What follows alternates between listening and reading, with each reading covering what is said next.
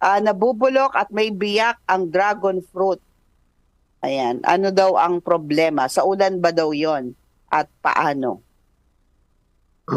Yung pong dragon fruit po ninyo, kaya po nabiyak yun, malaki po ang factor ng ulan.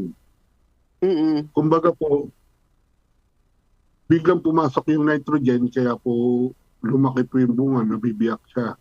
Pero Mhm. ang ano po niyan, pag may bunga na po yung ano nyo, yung dragon fruit nyo, matagal po sigurong hindi umulan doon sa area nyo, kaya Okay, hindi nabigla. nabigla siya. Kaya Mm. paminsan-minsan po, diligan nyo rin. Okay. Hindi porket cactus yung dragon fruit, wala nang dilig. Hindi kasi ang dragon fruit is rainforest cactus siya. Okay. Mas ano siya, Maulan, kailangan niya hindi. talaga tubig. Kailangan Oo. niya tubig. Kita mo pag Kailangan ano, natin.